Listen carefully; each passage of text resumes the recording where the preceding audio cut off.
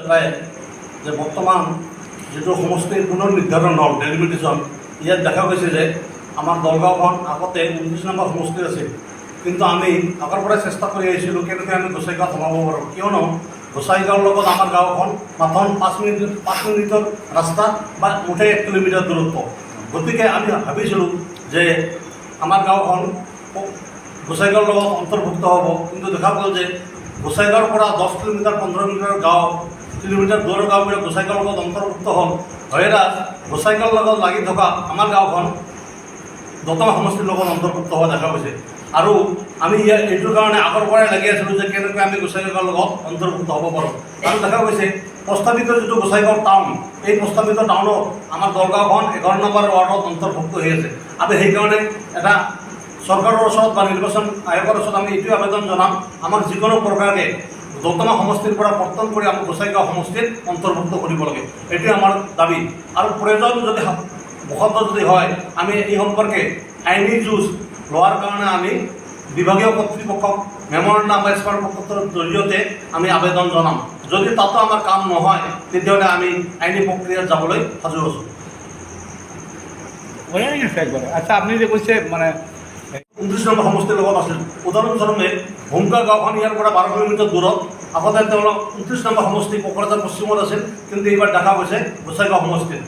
আৰু অথচ দেখা গৈছে গোসাইগাঁও সমষ্টিৰে যিবিলাক গাঁও মাটিয়াপাৰা চাপকাটা এইবিলাক মানে গোসাইগাঁও সমষ্টিত আছিল, এইবাৰ দেখা গৈছে এইবিলাক গাঁও আকৌ দতম সমষ্টিত অন্তৰ্ভুক্ত হৈছে। গতিকে এনেকুৱা আমি এইটো আশা কৰা নাছিলোঁ।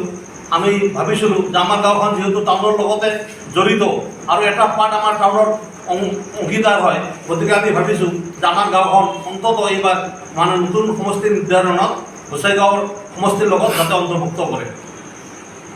যে সমষ্টি পুনৰ নিৰ্ধাৰণ কৰি আছে ইয়াক আমি ৱেলকাম জনাইছোঁ KACৰ এজন কাৰ্যকাৰী সদস্য হিচাপে।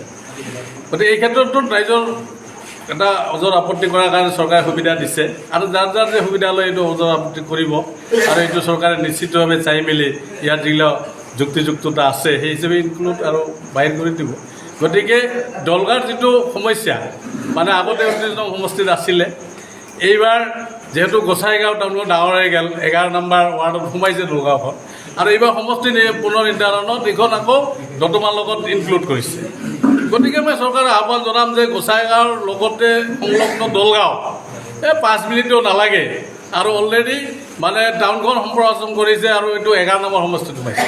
গতিকে ইয়াৰ যি ৰাইজৰ ডিমেণ্ড যে দতমাৰ পৰা কাটি মানে গোসাইগাঁৱত অন্তৰ্ভুক্ত হ'লে ইয়াত বৰ পূৰ্ণ সমৰ্থন আছে, আৰু এইখিনি কৰিব লাগে ৰাইজৰ তৰফৰ পৰা। যিহেতু আমি ৰাইজৰ প্ৰতিনিধি, ৰাইজৰ চবৰে এই আপত্তিবিলাক শুনিব লাগিব। আৰু মই চৰকাৰক আহ্বান জনাম বা আমিও চৰকাৰৰ লগত কথা পাতিম যে নিশ্চিতভাৱে এই দলগাঁওখন যাতে গোসাইগাঁৱত ইনক্লুড কৰে, এইখিনি মোৰ চৰকাৰৰ প্ৰতি আপত্তি থাকিল, আৰু মই চৰকাৰৰ লগতো এই বিষয়ত নিশ্চিতভাৱে কথা পাতিম।